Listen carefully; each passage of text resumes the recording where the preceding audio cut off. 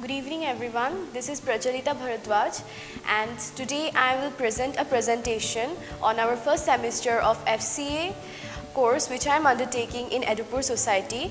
So starting with FCA, it stands for Fundamental of Computer Application, which is a curriculum in which we have got to learn about the concept of inputs and output devices as well as basic or computer organizations, Boolean algebra and many more. So today if the question arises that why is this course necessary for students, then the answer would obviously be that if in today's world of digital world, it is a computer education is actually is a top priority for students as well as job seekers. So if students get the opportunity to learn it from the school level at a tender age, then obviously this will help them in their future perspective, as well as they will get to learn about the computer fundamentals. In their learning about the computer fundamentals would become much more strong and efficient.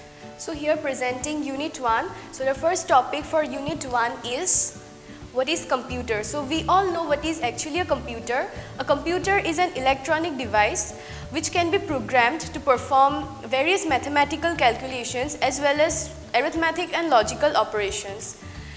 Then our next topic deals with characteristics of computer. So the computer consists of many characteristics. So the basic characteristics of a computer includes speed, power of memory and storage, multitasking. Then comes diligence and versatility.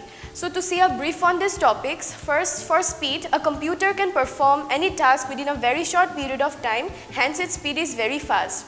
Then comes multitasking. For multitasking, we can say that a computer can perform its works, perform different types of work simultaneously and without affecting in its efficiency. Then comes diligence. Diligence of a computer means that a computer is free from lack of concentration, tiredness, fatigues, etc. Then comes versatility. Versatility of a computer means that a computer can perform completely different types of works, is capable of actually performing different types of works. Then comes its power and power of memory and storage. So a computer can store and recall any kinds of informations as long as we require it.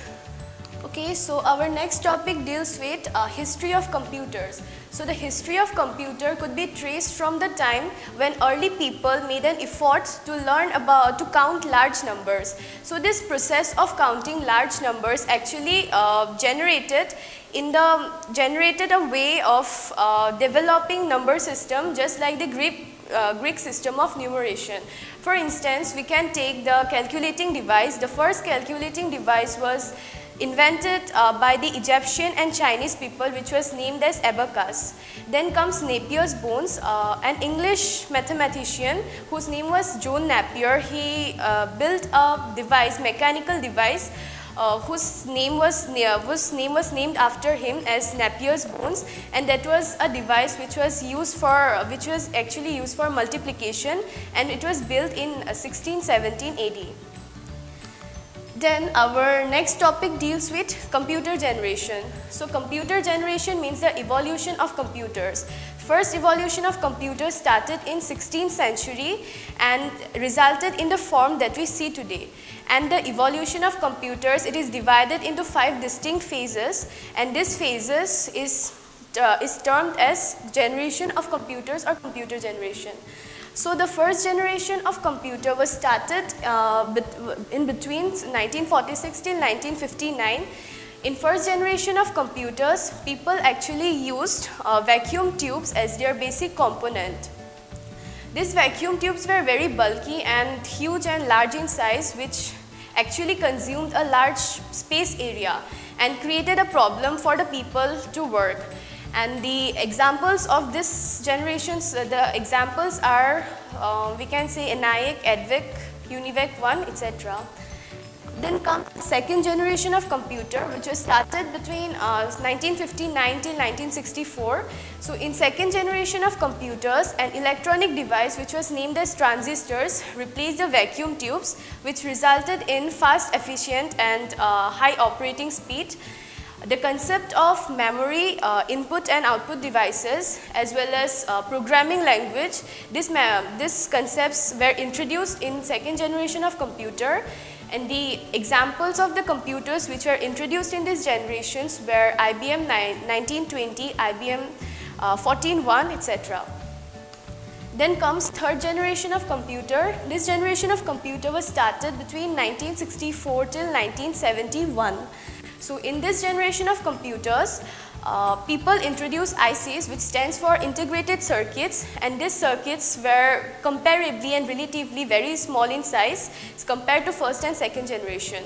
So in this third generation of computers, the concept of high level language as well as operating systems were introduced, and the salient features of these generations were they were more reliable and their speed increased. So few examples of the computers which are introduced in these generations are IBM 360 and IBM 370.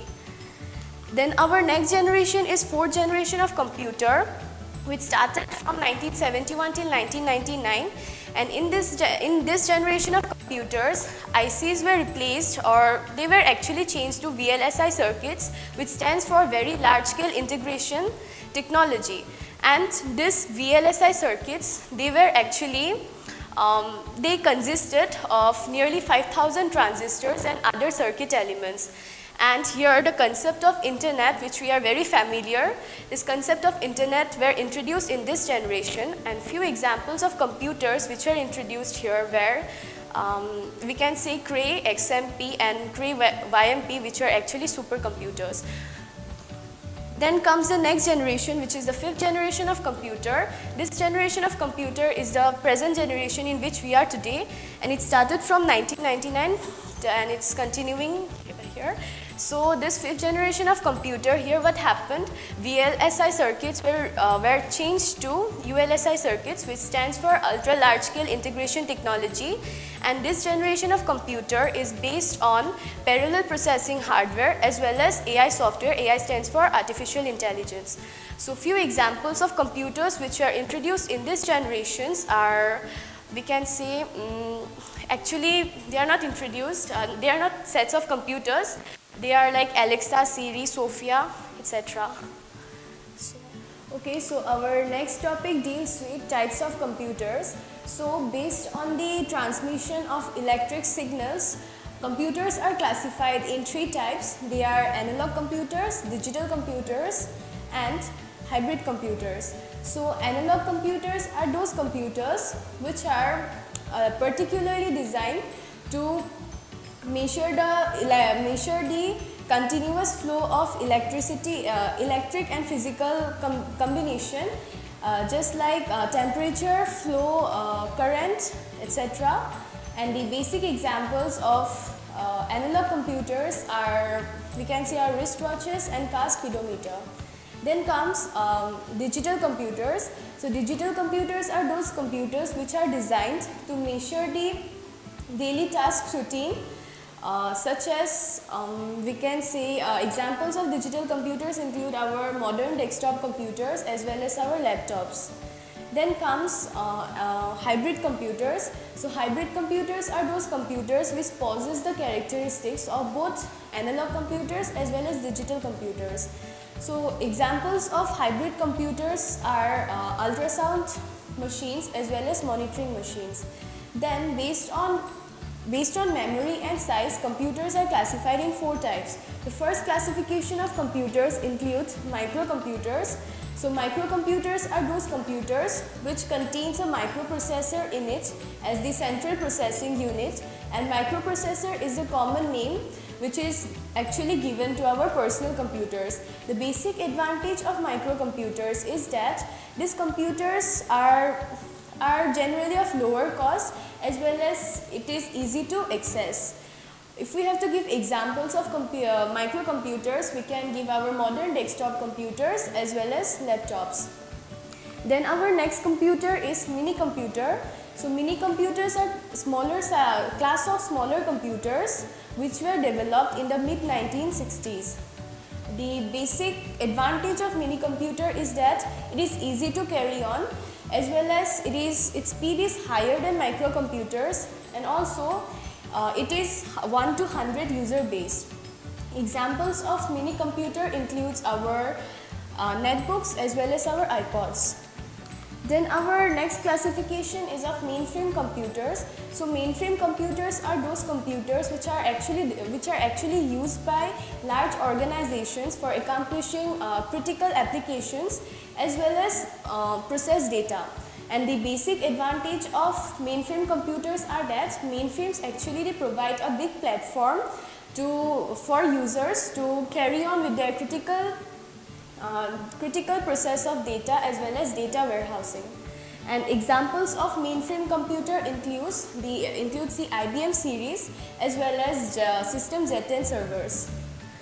Last but not the least is the supercomputers. Supercomputers are the fastest high process computers in our present day, and these computers are usually used by scientists as well as engineers to perform their works. The basic advantage of these computers are that first of all they are very fast as well as they can perform critical calculations, and also their graphic quality, the computer's graphic qualities are very high. And if we have to give examples of these computers, we can give Cray XMP and Cray YMP. So with this note we have come to an end of our presentation. I hope you will like it. So thank you so much and have a good day.